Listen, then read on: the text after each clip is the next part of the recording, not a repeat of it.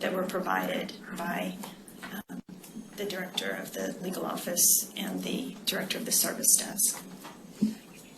Now, how do we overcome the problem that your allegation won't be accepted if there isn't another witness? That's from the internal process. You know, that's a piece that's still going to be problematic for someone who doesn't have another witness. Which is going to be the case for many sexual assault cases, isn't it? It is. How do we deal with that? That's a tough one. Because for those who've been abused and traumatised, a complaint which they're required to make, which is then not found in their favour, has a potential to further traumatise, doesn't it? It is. It is. I mean, it's by no means an ideal place for someone's psychological well-being to be placed, is it? It's true.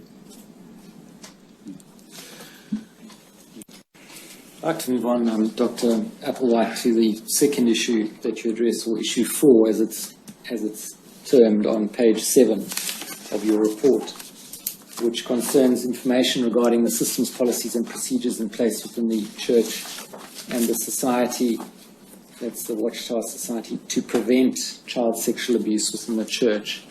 And as I understand the report, your conclusions on that issue are set out in, and therefore your opinions are set out in paragraphs 45 and 46, is that right?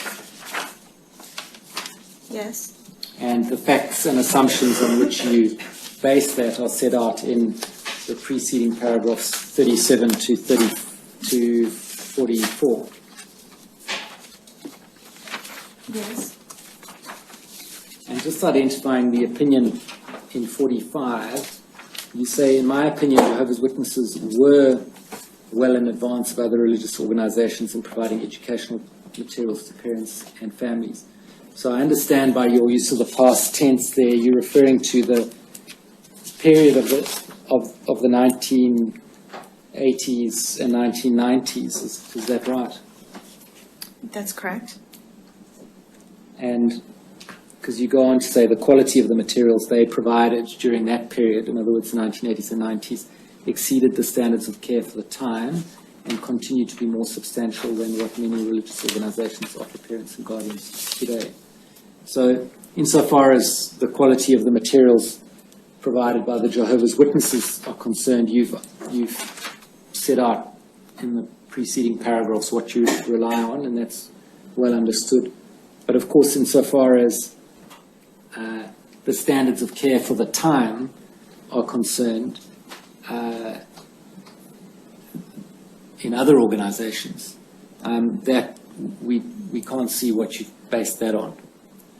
Right, and we're back to the same problem that we had before, which was that I haven't laid out, for example, when was the first time that another or 10 other religious organizations first provided information to parents and families. I haven't set that out here. And what the quality of their material was. That's right. Yes. Well, there was very little of it, but that's right. And then also there's the component of it, of that sentence, that the quality of the materials provided by the Jehovah's Witnesses continue to be more substantial than what many religious organizations offer parents and guardians today. That suffers from the same difficulty for us. You see that? I do. And of course, by saying many religious organizations, that leaves us not knowing whether that's proportionately how many. I mean, many could still be a very small proportion. Sure. One doesn't really know where you see the Jehovah's Witnesses standing relative to current practices of provision of materials. Yes, and providing directly to parents and guardians information about sexual abuse, what to watch for, how to respond if their child discloses. That's been something that's developed in the post-2000 time frame, but I haven't provided you with information about, for example, the first year that those were provided in various religious organizations.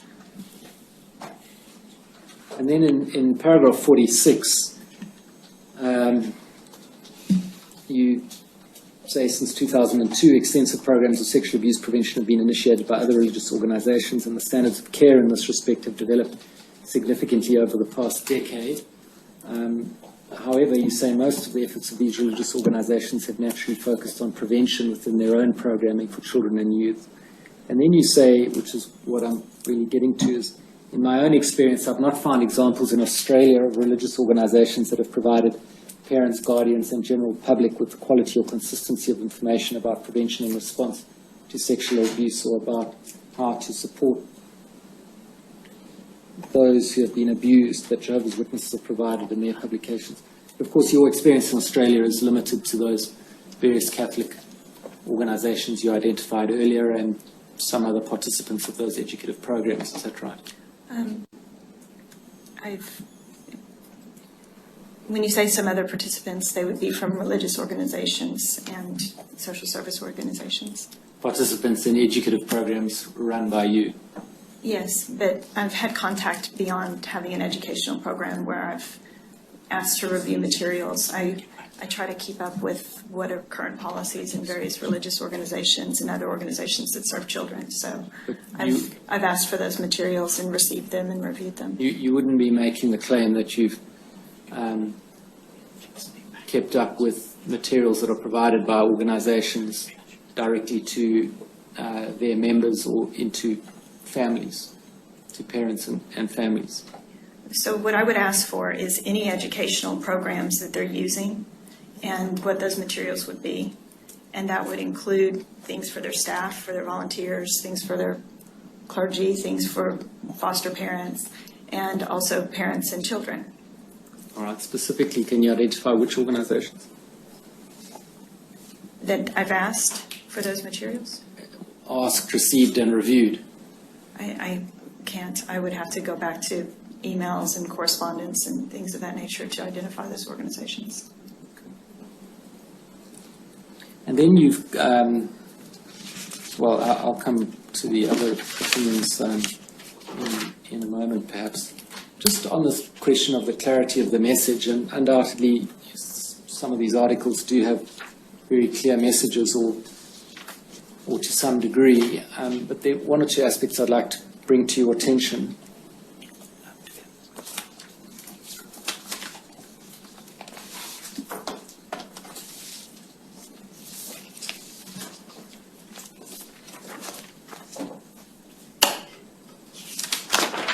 So I want to show you an article which was published in Awake on 22 June 1982, and it's titled "To End Child Abuse."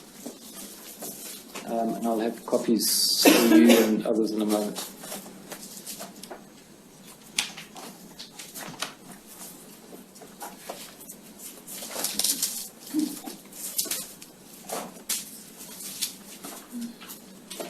Well, that's being located.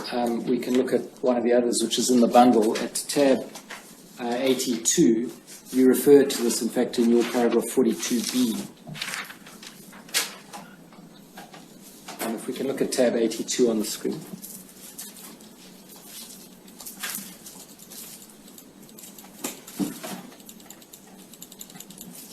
And this is a collection of a number of articles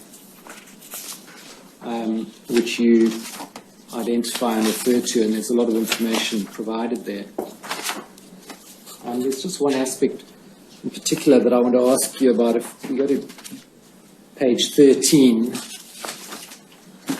that's the second from the end on Ringtail.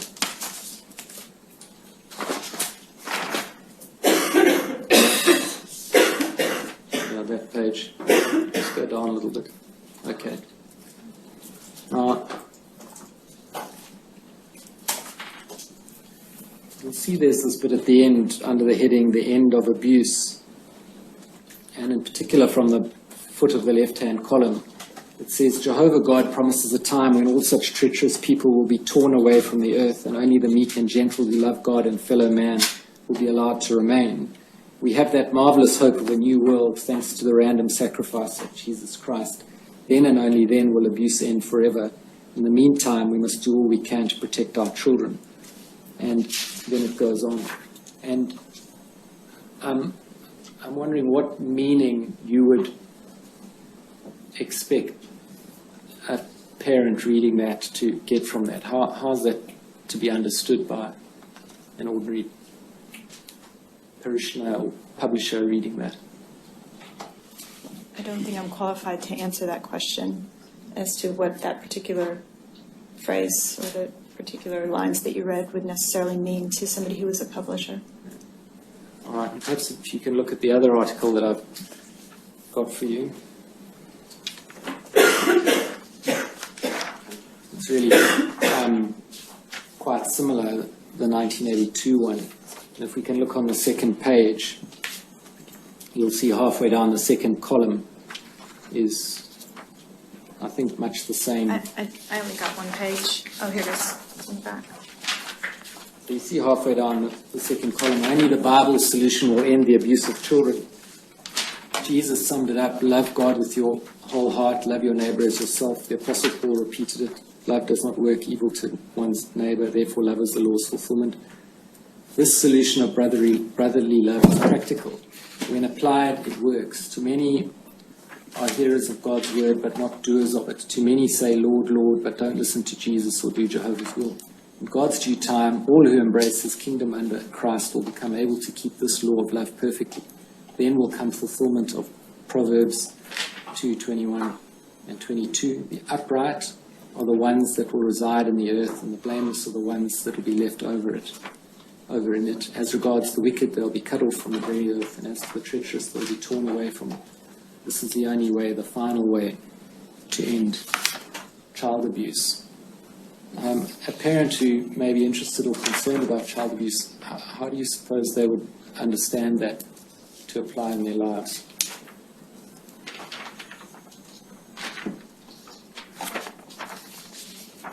I think you would have to ask a publisher. I think you'd have to ask a member of the congregation exactly how they would respond to that.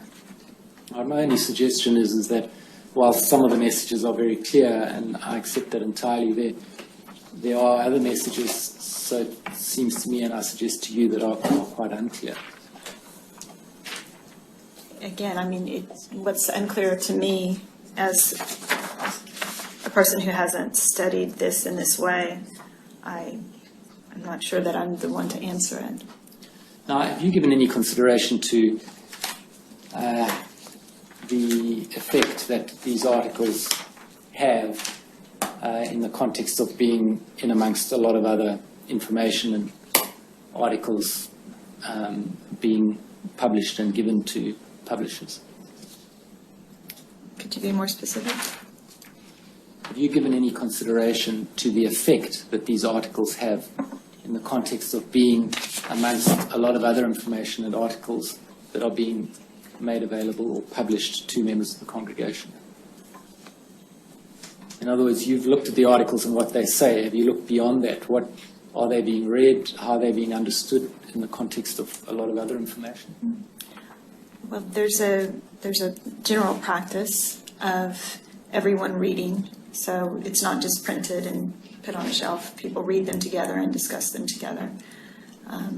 And what's happened is that many times throughout the years, particular articles that speak to the issues of sexual abuse and talk about the experience of someone who's been abused have been referred back to in letters to congregations or referred back to in certain teaching moments. So those would be brought back up. And these are principally published in the Awake and Watchtower magazines, is that right? Principally, yes. And are you aware how many editions of each of those there are each year?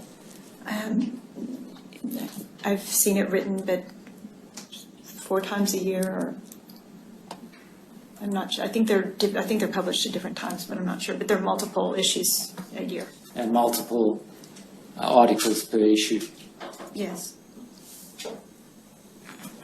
So it may be that these child sexual abuse articles get relatively swamped by other information that's being provided. I can't answer that. I just don't know.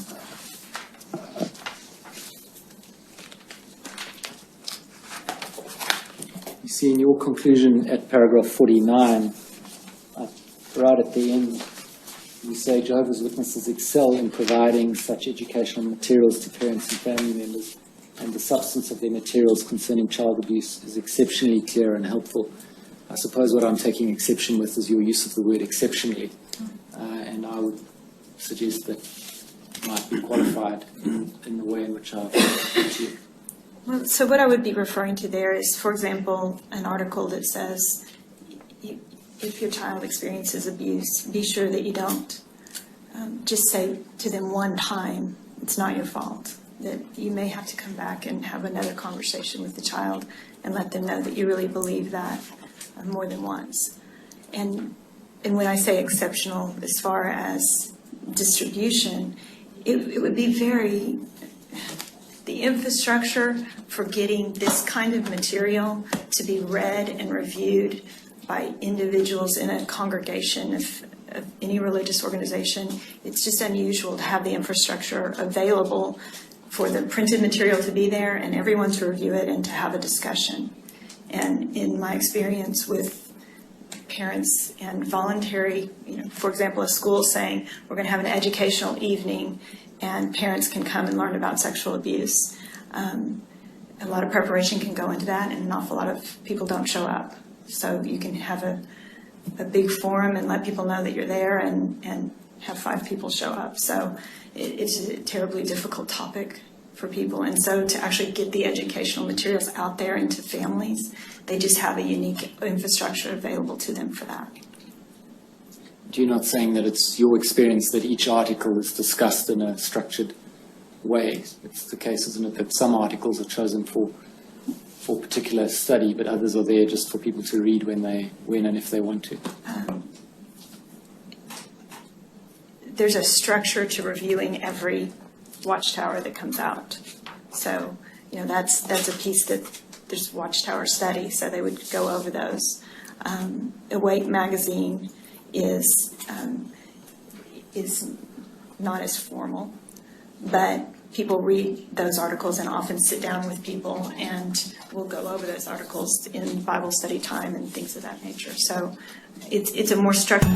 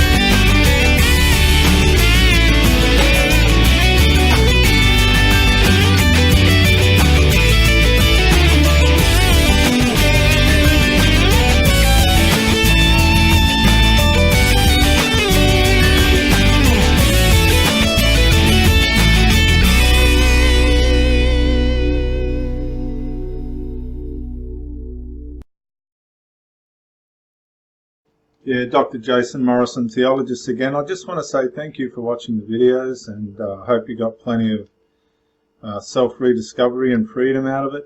If you watched it on YouTube, please share or like, maybe even comment. If you watched it on Facebook, like, comment, share. But most of all, get out and live. This isn't a rehearsal. You've got a one-off life. Don't let your loyalty and your faithfulness blind you to the life that you should be experiencing. Till the next video, thank you for watching, and bye for now.